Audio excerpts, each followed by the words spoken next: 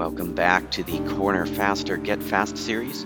We're at Road Atlanta one more time in the Porsche Cayman GT4 car as part of 50 laps to get up to speed using the iRacing simulator. Previously, we spent 36 laps learning the ins and outs of Road Atlanta and our inputs in and out of each corner around the track. Most recently spending some time on the flat car concept. And now after all of that, it's time to finally turn on the lap timer.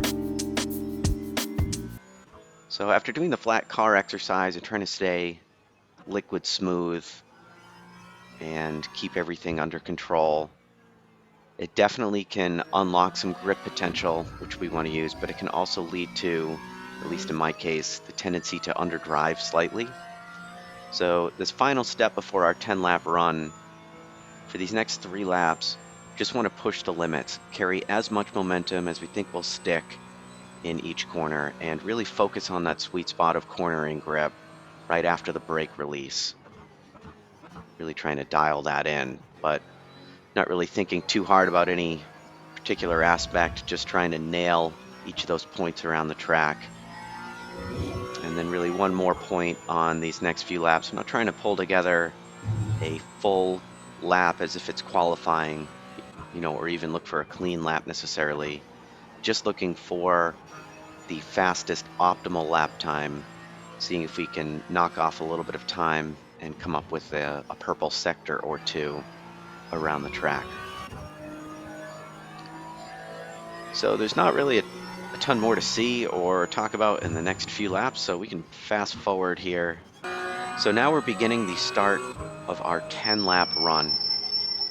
And for laps 41 through 50, what we're trying to do is run consistent laps to try to essentially prove whether or not we actually are up to speed. And if we are up to speed, it means we should be able to run within a reasonable percentage of our best lap time, or really our optimal lap time around the track. So that's what we're going to do right now. Set a target based on our optimal lap time.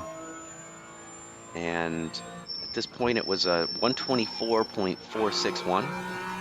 So if we add 1% or another 0.8 or so to that lap time, it brings us to a 125.3. So a 125.3 is going to be the lap time target for the next 10 laps. And just jumping ahead, there's a few things still learning about the car and about the track at this point. First of all, this is the longest run that I've done in the session, so starting to get a feel for how the tires warm up, reach their sweet spot of heat, and then eventually start to fade and fall off in terms of responsiveness and eventually overall grip, just slightly after that initial period. I'm also learning which corners are easier or more difficult for me to hit consistently, and which corners lead to the largest lap time gain or loss if I happen to nail it or make a mistake. So there's definitely quite a bit more to work out at this stage. Although just jumping ahead to the results, I was able to achieve the lap time target, although nearly missed it on a couple laps, and also saw a bit of consistency, over 0.5% swing between a few of the laps. That definitely can get worked out with quite a bit more time and practice here at Road Atlanta. With that said, I was pretty happy with lap 44, which came together when the tires were really in their sweet spot. So you can ride along for lap 44, the fastest lap of the session.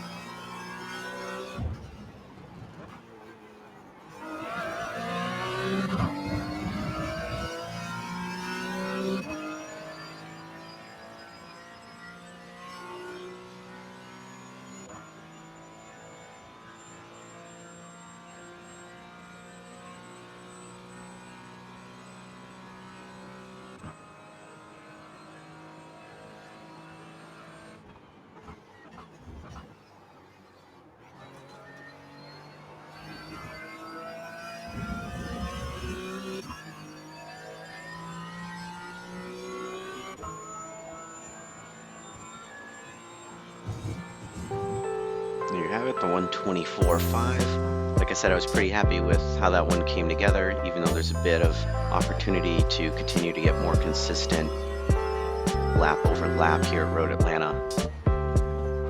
Thanks for checking out the Get Fast series. Hopefully you found this a helpful guide either to practicing this particular car or track. Either way, congratulations if you made it all the way to the end from the first video. Once again, thanks for watching.